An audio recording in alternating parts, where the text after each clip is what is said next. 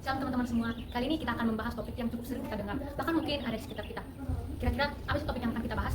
Jadi topik yang akan kita bahas yaitu mengenai perceraian dan pernikahan kembali. Namun sebelum kita membahasnya lebih dalam lagi, kita perlu mengetahui mengapa kita perlu membahas topik ini. Jadi kita perlu membahas topik ini karena nilai-nilai pernikahan di dunia saat ini mengalami pergeseran yang sangat mengkhawatirkan. Perceraian dianggap sebagai hal yang lumrah, bahkan mungkin ada di kalangan orang-orang percaya tanpa mempertimbangkan firman Tuhan. Banyak juga umat Kristen yang mengalami kebingungan, pergumulan batin, bahkan membuat keputusan yang keliru akibat kurangnya pemahaman tentang perceraian dan pernikahan kembali menurut Alkitab. Pembahasan ini juga menjadi sangat penting untuk mengarahkan umat agar memandang pernikahan itu sebagai kehendak Allah dan bisa membuat keputusan berdasarkan kebenaran. Hal yang perlu kita ketahui pertama sekali yaitu mengenai pernikahan. Sebenarnya apa sih pernikahan itu? Jadi pernikahan itu adalah rencana Allah yang sejak mula sudah dikehendaki untuk manusia. Di dalam kitab Kejadian, Allah sendiri yang menetapkan bahwa seorang laki-laki akan meninggalkan ayah dan ibunya dan akan bersatu dengan istrinya dan keduanya akan menjadi satu daging. Ikatan ini bukan hanya sekedar hubungan sosial, melainkan juga sebuah perjanjian suci yang menggambarkan kesatuan, kasih, dan juga kesetiaan antara Allah dan umatnya.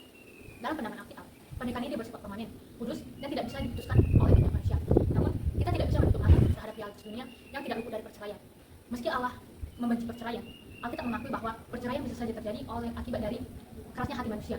Misalnya, dalam ajaran Yesus Kristus yang bisa kita lihat dalam Matius 19 ayat 9, perceraian diperbolehkan jika terjadi perzinahan. Dunia modern juga saat ini mengajarkan nilai-nilai yang sangat bertentangan dengan firman Tuhan. Konsep pernikahan dianggap remeh dan perceraian itu dianggap hal yang wajar, bahkan mudah untuk dilakukan. Contoh nyata atau kasus yang bisa kita ambil di dunia nyata yaitu mengenai perceraian yang dialami oleh Jessica Iskandar, di mana Jessica Iskandar menikah untuk kedua kalinya setelah bercerai dengan suami pertamanya. Beberapa faktor terjadinya perceraian dan pernikahan kembali dalam kehidupan rumah tangga Kristen. Yang pertama, masalah ekonomi. Masalah ekonomi dapat menyebabkan terjadinya konflik dalam kehidupan rumah tangga apabila terjadi ketimpangan penghasilan antara suami dengan istri, di mana penghasilan suami tidak memadai sedangkan penghasilan istri yang memadai akan menyebabkan sebuah pertengkaran yang berakhir pada perceraian. Yang kedua, ketidaksetiaan atau perselingkuhan. Ketika salah satu pasangan melakukan sebuah perselingkuhan, maka dia tidak hanya mengkhianati perjanjian pernikahan dengan pasangannya, akan tetapi juga mengkhianati perjanjian yang kudus dengan Allah. Seperti dikatakan Ibrani 3 ayat 13 ayat 4. Yang ketiga adalah mengabaikan tanggung jawab, di mana salah satu pasangan mengabaikan tanggung jawab yang mereka emban, sehingga keharmonisan dalam keluarga pun berkurang. Seperti yang dikatakan Efesus 5 ayat 22-25, di mana suami menjadi anggota kepala keluarga dan istri menjadi penolong. Hal itu dapat kita lihat bahwa suami istri harus melakukan tanggung jawab secara bersama-sama. 4. Kurangnya komunikasi. Komunikasi merupakan suatu alat untuk membangun dan mempertahankan sebuah hubungan. Begitu juga dalam kehidupan keluarga.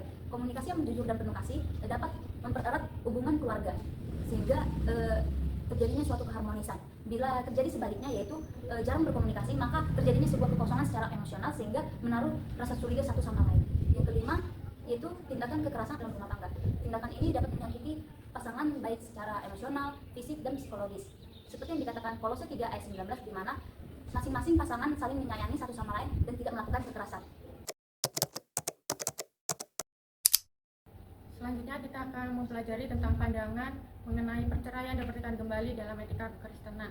Yang pertama ada pandangan ketat, yang dimana pandangan ini diajarkan dalam gereja Katolik dan sebagian gereja Ortodoks, yang dimana perceraian tidak diperbolehkan secara sakramental dan pernikahan kembali dianggap perzinahan kecuali pasangan yang pertama meninggal atau pernikahan dibatalkan secara kanonik. Yang kedua ada pandangan moderat, di mana pandangan ini diajarkan dalam gereja Protestan, yang dimana perceraian diperbolehkan saat terjadinya perzinahan atau yang terdapat dalam Matius 19 ayat 9 dan atau ditinggalkan oleh pasangan non Kristen yang terdapat dalam 1 Korintus 7 ayat 15. Dan pernikahan kembali diperbolehkan juga setelah mengalami pertobatan dan pendampingan rohani. Yang ketiga ada pandangan kasih dan pemulihan, di mana pandangan ini diajarkan oleh gereja Injili dan gereja karismatik yang menekankan pengampunan dan pemulihan pribadi yang berfokus pada kasih karunia Allah.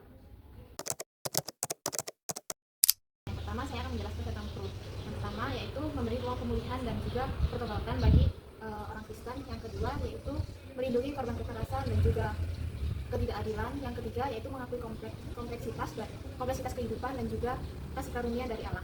Sekarang saya akan menjelaskan tentang kontra yang terjadi pada pernikahan dan perceraian kemarin. Yang pertama yaitu tentang dikhawatirkan menurunkan kesakralan pernikahan dalam kekristenan. Yang kedua yaitu bisa menimbulkan resiko penyalahgunaan atau semakin banyaknya perceraian yang menjadi mudah. Yang ketiga yaitu bisa bertentangan dengan pemahaman literal terhadap ajaran Yesus Kristus sendiri. Nah, itu adalah penjelasan dari saya mengenai pro dan kontra dari perceraian dan pernikahan kemarin.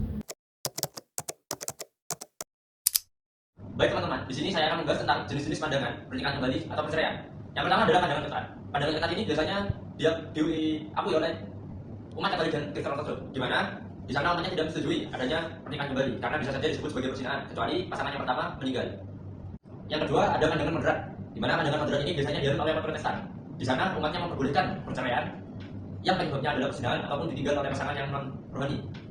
Pernikahan kembali dapat dilakukan dengan syarat harus mengikuti pertobatan dan pendampingan secara rohani. Yang ketiga ada pemulihan dan pandangan kasih, di mana beberapa gereja karismatik menekankan pengampunan dan pemulihan kembali, di mana dia lebih fokus pada kasih Tuhan untuk mengampuni. Di sini juga saya akan memberikan penjelasan tentang pro dan kontra menurut pandangan Kristen. Dari segi pro, yang pertama kita bisa memberikan kompleksitas bagi kasih karunia Tuhan dan manusia.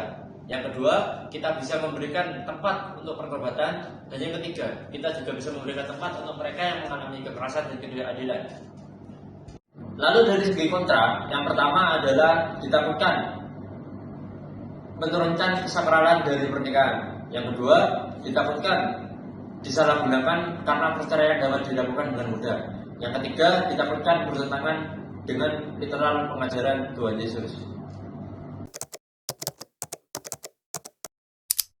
Jadi kesimpulan materi dari kelompok kami yaitu pernikahan dan perceraian kembali bahwa Allah menentang perceraian. Dalam Maleakhi 2 ayat 16 dikatakan bahwa Allah membenci perceraian.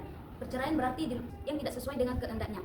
Dalam kehidupan orang beriman, penting menyelesaikan permasalahan pernikahan secara terbuka, penuh kasih dan kerendahan hati, sehingga akan menghasilkan suatu hasil yang diinginkan atau tidak bertentangan dengan Allah. Gereja pun turut dalam memberikan bimbingan pranikah kepada pasangan agar mereka dapat menjalani pernikahannya sesuai dengan kehendak Allah.